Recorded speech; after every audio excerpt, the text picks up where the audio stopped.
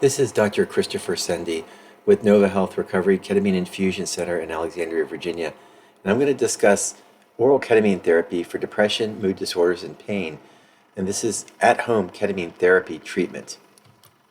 So how does ketamine work? Well, the simple version is basically ketamine increases neuroplasticity. It increases connectivity within the brain in areas of the brain that have been damaged and lost connections between synapses. Now, synapses are basically where one neuron meets another neuron, and neurotransmitters are crossed between those junctions to basically transmit information. And in the process of depression and mood disorders, there is a loss of neuroplasticity. So effectively, what ketamine results in is increased neuroplasticity with a repair of the underlying neural circuitry that's been damaged by depression, mood disorders, medical illnesses, and many other things. And this ultimately results in improved regulation of glutamate balance in the brain. And glutamate is a primary neurotransmitter in the cerebral cortex involved with learning and pain regulation. And glutamate effectively is what sculpts the tone of serotonin and dopamine, the molecules of happiness and reward and motivation. So glutamate balance is really critical to functioning in other emotional states. So this is effectively what happens with neuroplasticity, is the formation of a synapse in an area where the synapse has been damaged, and you can see basically connections forming between separate neurons.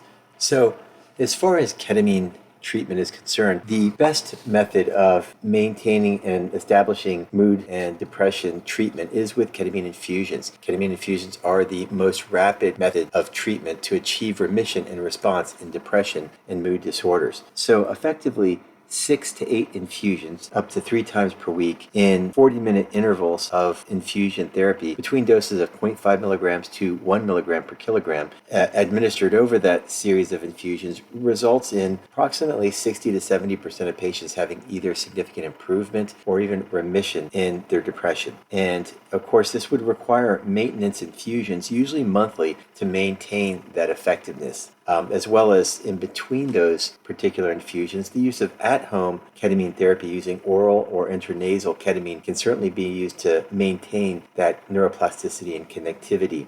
In the meantime, the individual has to, of course, employ lifestyle changes and include psychotherapy as well to effectively maintain the connectivity that they've created with these series of ketamine infusions. So effectively, what we need to do is find out how can we treat ourselves at home, how can we potentially bypass IV ketamine infusions.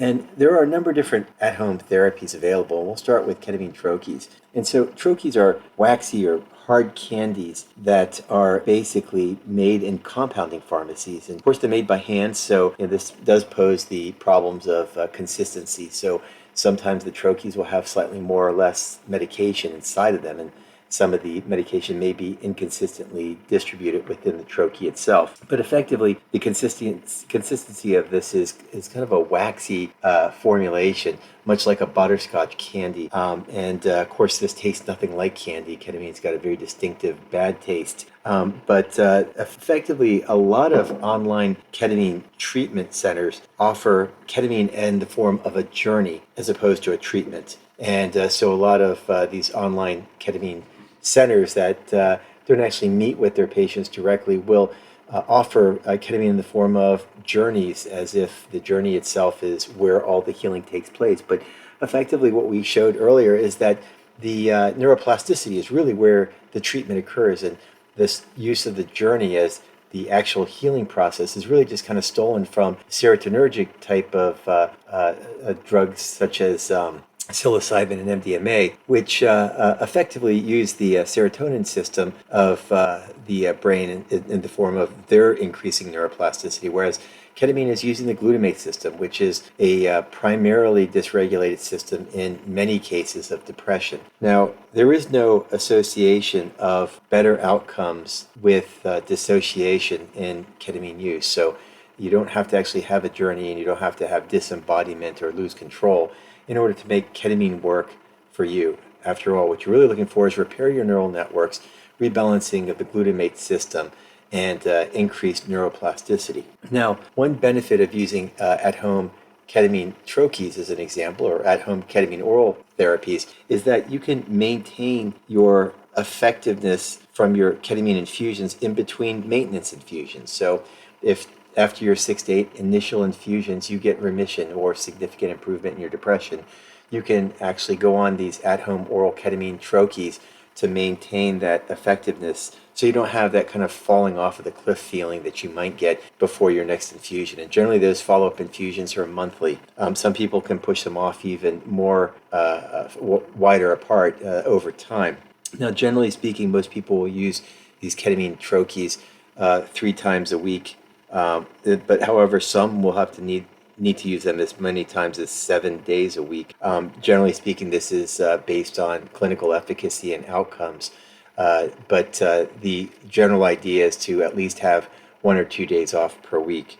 And as far as dosing, the doses are variable, and we generally will titrate these doses to clinical outcomes as opposed to the journey. So if an individual uses ketamine on any regular basis, they'll start to notice that they don't feel that trippiness over a longer period of time. And again, they still get the neuroplasticity, but the trippiness part may diminish and may be more variable. The same thing is seen with other types of psychedelic substances. And again, ketamine is a dissociative agent, not technically a psychedelic, but with other psychedelics like mushrooms, you take them every day, you eventually don't have much of a journey. But that said, the whole bottom line here is all about neuroplasticity and repair of neural networks. So we mentioned that the doses are variable, and you definitely want to titrate these types of doses to clinical outcomes, which is generally based on the person's mood and their functionality. So as various examples, and again, studies that are out there are all over the place with the dosings that are used, but some cases people will take low dose ketamine every day as LDKs, which is approximately 30 milligrams of ketamine once a day in the morning to kind of start the day off. However, generally speaking, at Nova Health, a lot of our patients will end up on 100 milligrams 2 or 3 times per week initially of oral ketamine, just as a maintenance program for their depression treatment after IV ketamine therapy. Now, there are centers that will offer super high doses. A lot of these are just online ketamine centers or online ketamine forums that will effectively offer extremely high dosing that could be several hundred milligrams to even a gram and above. However, most people would be very uncomfortable using something like that if they haven't had prior experience with ketamine, and it seems like it's a little bit excessive, and certainly the consistency of those doses in a troche would be certainly hard to keep consistent. So overall, I think 100 to 200 milligram troches are sufficient for the majority of people if it's appropriately compounded. And so generally speaking, when we start somebody on at-home ketamine therapy, how much would you need to use, and how do you use this ketamine treatment? Well, generally with ketamine troches, you'll place them between your gum and cheek, and you'll hold it there for approximately 10 minutes. Now, some people place it below their tongue, and the veins will absorb the majority of this. Now, 20% of the ketamine is absorbed. So if you get a 100 milligram troche, then approximately 20% of that will be absorbed over that 10-minute period of time. Now, the question is, should you swallow it or spit it out afterwards? And a lot of people will swallow it to obtain that second journey, but there is a slight increase in nausea and abdominal cramping as a result of that. So spitting out is certainly appropriate as well. And of course, always expect the bad taste. And the other important thing is you're going to use this at home in a safe space. Certainly, you can monitor your blood pressure as well. Ketamine can increase transiently blood pressure during the time that you're using it. And the other note is that if you're microdosing something like ketamine, you generally shouldn't feel anything at all, because microdosing refers to basically a subclinical threshold, a non-palpable feeling after you use the substance itself. So microdosing refers to taking a dose at such a low amount that there isn't any trippiness, there's no psycholytic effect. So just to remember that if you're microdosing ketamine, then you want to choose the dose that effectively gives you good clinical outcomes, but doesn't give you any type of journey. And so for some people that could be 20 milligram troches or 50 milligram troches, and for others it could be a lot higher, but everybody absorbs this differently. So just to let you know, there are some studies on the use of oral ketamine in mood disorders and chronic suicidality, and the bottom line is that it takes longer for oral ketamine to work, up to 2 weeks in some cases, or even several weeks. And it's less likely to produce remission, but it certainly can give relief from depression. So it's unlikely to produce remission, whereas IV ketamine is very much more likely to produce remission and also give relief as well, and also more rapidly. Now, for chronic suicidality, there have been studies that have shown daily use of oral ketamine over several weeks seems to decrease the sense of chronic suicidality. And we've already mentioned about the dosing ranges, anywhere from 20 milligrams all the way up to a gram or more in some cases are used. But we generally recommend at our center between the 100 to 200 milligram dosing. And usually that's supplied about 2 to 3 times per week. You could sort of emulate a infusion cycle by just doing 3 days per week on alternate days like Monday, Wednesday, Friday. And that's a certain way of maintaining efficacy after infusions. But you could certainly start a person at home ketamine therapy to give them relief and hopefully remission, and or even augment their underlying antidepressant therapy by starting them off with at-home ketamine therapy, because it certainly is a lot cheaper than the IV infusions, but it is certainly slower and ultimately less effective. Now, for pain management with oral troches, you would generally use these probably pretty much daily, depending on the type of pain. And again, there's a wide variety of pain issues that people may have that they may use this for. But some people will use troches several times per day. And for others, they'll use troches as a abortant type treatment for migraines or cluster headaches, just to kind of prevent a headache from starting on, or when a headache is already there, they can actually treat the headache using the oral ketamine, usually in combination with an at-home intranasal ketamine spray, which we offer at Nova Health. Now, when you do these at-home ketamine therapies, certainly don't do it too close to bedtime, because it does tend to be a little bit activating and may keep you up at night. Now, then there's also ketamine RDTs, ready to dissolve tablets, the rapid dissolving tablets that are kind of, again, similar to troches in terms of the dosing and kind of what we described to how you use them, but these are more explosive in nature. So you basically put them under your tongue and they kind of just pop open and release this powder. And it seems to absorb even better than the troches, but certainly the taste is the same, not very good. And the dosing ranges are certainly very similar, but some people find these to be even more effective than the troches.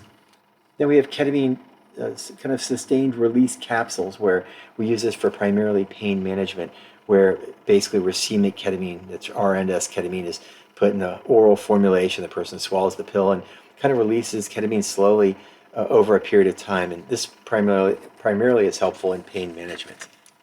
Then we have ketamine dots, which are a combination of ketamine at approximately 30 milligrams with midazolam, which is Versed. It's a benzodiazepine at about 2 to 3 milligrams, and that dosing could be variable, as well as ondansetron, which is a anti-nausea medication. This is really helpful for decreasing panic attacks, people with acute panic, those that suffer with high levels of anxiety. This can provide ataraxia, which is kind of a wakefulness but restful, peaceful mind. It kind of shuts down the thoughts and all the looping inside the head that sometimes occurs when people are really anxious. And it's certainly helpful in insomnia, because it can certainly allow an individual to fall asleep and still get a ketamine dose. But again, it is a very good option for those that have trouble sleeping when they use ketamine therapy, especially towards the evening. Now, this is something you wouldn't use necessarily every day, because over time you would begin to be tolerant to the midazolam itself. So, effectively, oral ketamine therapy for home use provides relief of depression, anxiety, pain, and multiple other mood disorders, and it is less likely to provide remission. However, it certainly can provide relief, and that could take a little bit longer than infusions. But again, relief is certainly very helpful when you're depressed or feeling sad. Also, this can augment traditional antidepressant therapies. And it may certainly take a few weeks to reach effectiveness, but on the other hand, though, for some people, this is the most cost-effective method is to start with oral ketamine therapies. However, if you start with oral ketamine therapies, you can certainly come and do a couple of IV therapies to kind of maximize your results. And there's no right or wrong way to do that. Certainly, we have people that start off with the at-home therapy for their depression, and then maybe a month or two later come in when they can afford 1 or 2 infusions. And that seems to really work well for a lot of individuals. Now, remember, this has to be used in conjunction with continuing psychotherapy. Ketamine therapy can certainly lubricate psychotherapy, and it can also augment traditional medication treatments. So you certainly want to continue your traditional medication support, and also, of course, include lifestyle changes, whether it's eating, sleeping, and exercise. All those things are important. And the main side effects are nausea and stomach cramps.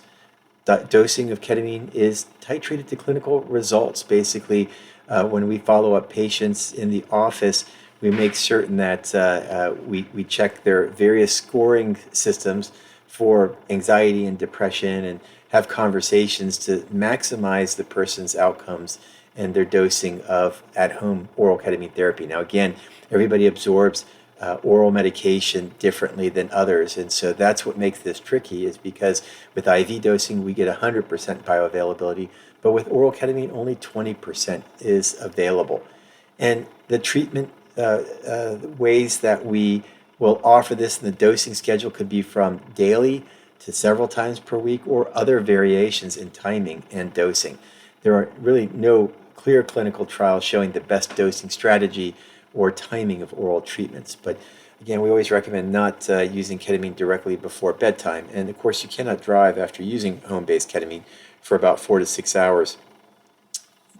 Now, the last thing is, unlike psilocybin and other serotonergic type treatments or psychedelics in which the journey seems to have a correlation to results and outcomes, this hasn't been shown with ketamine. So ketamine is a glutamate-based system, and it really relies on neuroplasticity and repair of broken neural networks. It repairs those neural networks, but it doesn't create new neural networks. So it doesn't, for example, change your personality. And that said, it only can work with the broken networks themselves. It does increase synapses and synapse formation. That results in that neuroplasticity. And so effectively with ketamine, there is no definitive association of outcomes with dissociation. So you don't have to lose control with this particular treatment.